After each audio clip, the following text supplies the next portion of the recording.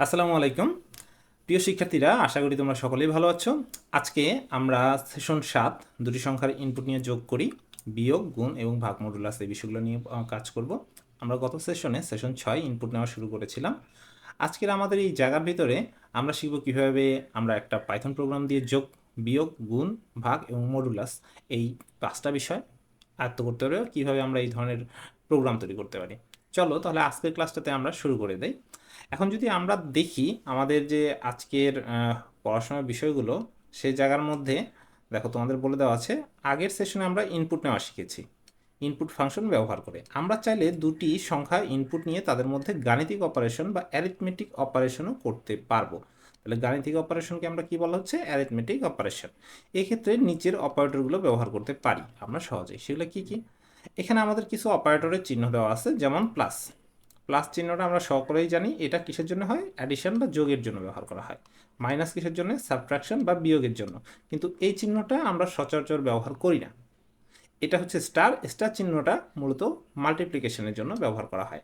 আমরা যখন একটা ক্যালকুলেটর নেই, সেখানে প্লাস মাইনাস গুণ ভাগ সব চিহ্নই থাকে, কিন্তু আমরা যখন এটা প্রোগ্রাম তৈরি করব, আমাদের বেসিক্যালি যে আমাদের কিবোর্ড আছে, সেই কিবোর্ডে কিন্তু কোনো ধরনের গুণ চিহ্ন নাই, কোনো ভাগ চিহ্ন নাই।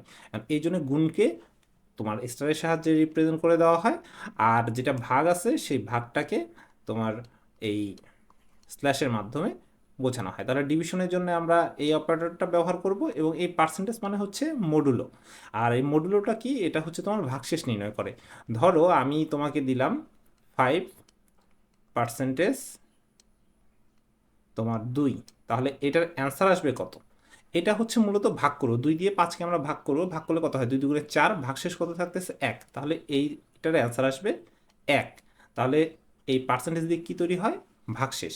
আমরা যেখানে ভাগ করব, ভাগফল না, এখানে ভাগশেষটা কাউন্ট হবে, সেটাকে বলা হচ্ছে মডুলো। আর এইটা মডুলো নির্ণয় করা হয় পার্সেন্টেজ দিয়ে। তাহলে এখন আমরা যদি তারপরের অংশে যাই, তাহলে দেখতে পাচ্ছি আমরা যদি দুটি সংখ্যার ইনপুট নিয়ে তাদের যোগফল প্রিন্ট করতে চাই, তার জন্য সহজ হবে প্রথমে একটা সুডোকোড তৈরি করা।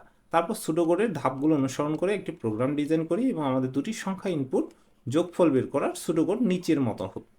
এখন সুডোকোড মানে কি? সুডোকোড হচ্ছে এমন একটা বিষয়, সুডো অর্থ হচ্ছে যা সত্য নয়। এটা একটা গ্রিক ওয়ার্ড, এটার মানে হচ্ছে যা সত্য নয়, একটা মিথ্যা। ও যদি তোমাদের সুডোকোডটাকে আমি আরেকটু ডিফাইন করতে চাই, আমরা যদি কল্পনা করি একটা বাড়ির কথা, বা তোমার দেখবা যে তোমাদের বাসা তৈরি হচ্ছে বা কোনো কিছু তৈরি হচ্ছে, আমরা বা একটা নতুন কিছু তৈরি হচ্ছে, ইঞ্জিনিয়ার সাধারণত এটা ফাইনাল ডিজাইনটা করবে, কিন্তু আমরা নিজেরাই একটা কী করি? খসড়া ডিজাইন করে দিই, যে এইটা আমাদের বাসার জমি, এইখানে বিল্ডিং হবে, সামনে গ্যাপ থাকবে, এখানে আমাদের এই কটা রুম হবে, এখানে প্যাসেজ থাকবে, আমরা এরকম করে একটা খসড়া করে দিই। এই খসড়াটা কি?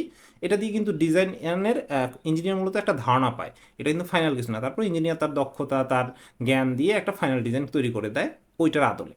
সেমভাবে সুডো কোডটা হচ্ছে একটা কোড শুরু করার পূর্বে একটা খসড়া কোড, যার মাধ্যমে তুমি প্রোগ্রামিংটা কীভাবে কোন স্টেপে যাবে সেটার একটা ধারণা পাওয়া যায়।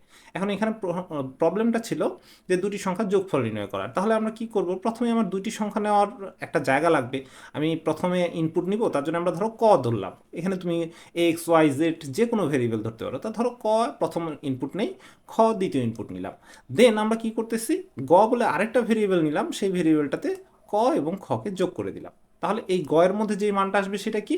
সেটা হচ্ছে ক আর খ এর যোগফল। তাহলে এখন আমি গটাকে যদি প্রিন্ট করে দেই, তাহলে কিন্তু আমার দুটি সংখ্যার যোগফল বের হয়ে গেল। তাহলে আমি এখানে 3টা ভেরিয়েবল দিয়ে কিন্তু আমি অনায়াসে কাজগুলো করে ফেলতে পারলাম। এখন এই ভেরিয়েবলগুলো তুমি ইচ্ছা করলে তোমার ইচ্ছা মতো নিতে পারো, যে কোনোটাই ধরতে পারো।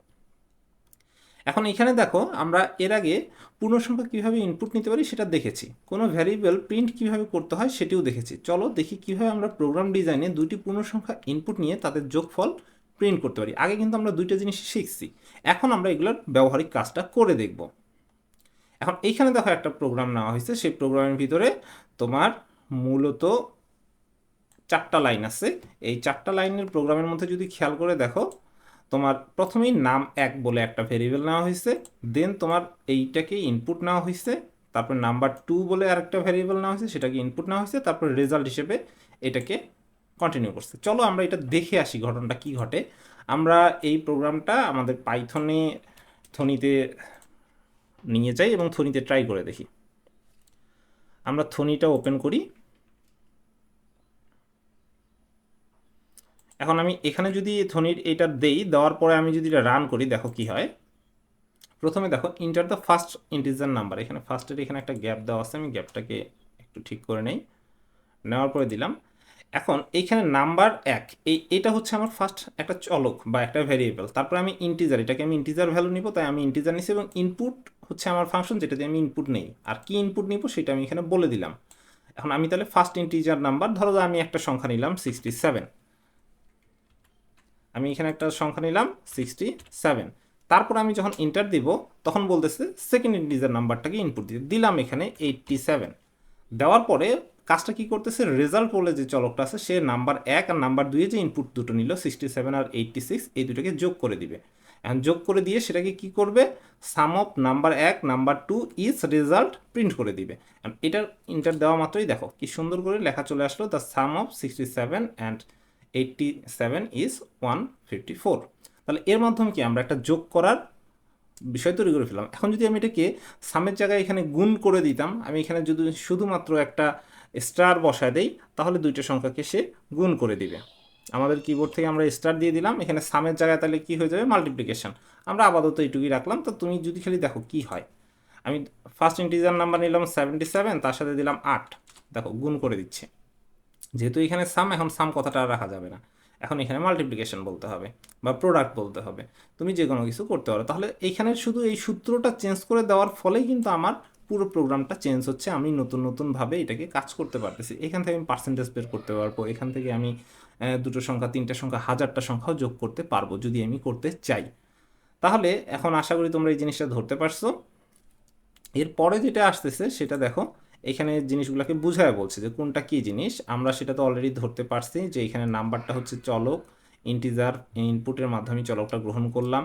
তারপরে নাম্বার 2তে কি থাকলো সেটা যোগ করলো, যোগ করার পর ফলাফলটা কি আসলো আমরা দেখে ফেলছি। এখন এই যে তুমি একইভাবে গুণ করার একটা প্রোগ্রাম ডিজাইন করতে পারবে, আমি কিন্তু গুণ করাটাও তোমাকে দেখায় দিছি। তা এখানে এই প্রোগ্রামটা লিখে ফেলো, আশা করি তোমাদের আর এটা লিখতে সমস্যা হবে না। তারপরে এবার তোমার তৈরি করা সুডোকোড অনুসরণ করে একটি প্রোগ্রাম ডিজাইন করো নিজের ছকে, সেটিকে রান করে দেখো। তোমার যে সুডোকোডটা আছে সেই সুডোকোডটা দিয়ে এটা তৈরি করে ফেলো। তার পরবর্তীতে আমরা এভাবে দুটি সংখ্যার ইনপুট নিয়ে যোগফল, বিয়োগফল, গুণফল, ভাগশেষ বের করতে খুব সহজে একটা প্রোগ্রাম ডিজাইন করব। এখন বাড়ির জন্য তোমাদের কাজ কি দেওয়া আছে, আমাদের আশেপাশে এমন অনেক সমস্যা আছে যা নির্দিষ্ট সংখ্যার উপর গাণিতিক অপারেশন করে সমাধান করা যায়। যেমন আমরা চাইলে সেলসিয়াস থেকে ফারেনহাইট তাপমাত্রার মান রূপান্তর করতে পারি, আমরা চাইলে 5টি পণ্য কিনে সেটির মোট দাম হিসাব করতে পারি, আমরা এমন একটি 3টি সমস্যা খুঁজে বের করি যেখানে আমাদের এরকম কোনো গাণিতিক হিসাব নিকাশ করা ফলাফল বের করতে হয়। এমন সমস্যাগুলোকে নিচের ছকে লিখে ফেলি, এখানে 1 2 3 4 5 এরকম করে লিখে ফেলি। লিখে ফেলার পর আমরা এই সমস্যাগুলো নেক্সট দিন সমাধান করার চেষ্টা করব। এখন প্রোগ্রাম ডিজাইনের যে বিষয়গুলো আছে এর পরের দিন আমরা এই যে ফারেনহাইট থেকে সেলসিয়াস, সেলসিয়াস থেকে ফারেনহাইট, কিলোমিটার থেকে মিটার, মিটার থেকে কিলোমিটার, এইরকম যে বিষয়গুলো আমরা পরবর্তী ক্লাসে প্রপার ওয়েতে করে দেখব অ্যালগোরিদম, ফ্লোচার্টের এবং পাইথন প্রোগ্রামের সাহায্যে। তাহলে আশা করি পরবর্তী ক্লাসে তোমাদের সাথে আবার দেখা হচ্ছে। আজকের মতো এই পর্যন্তই। ধন্যবাদ সকলকে। আসসালামু আলাইকুম।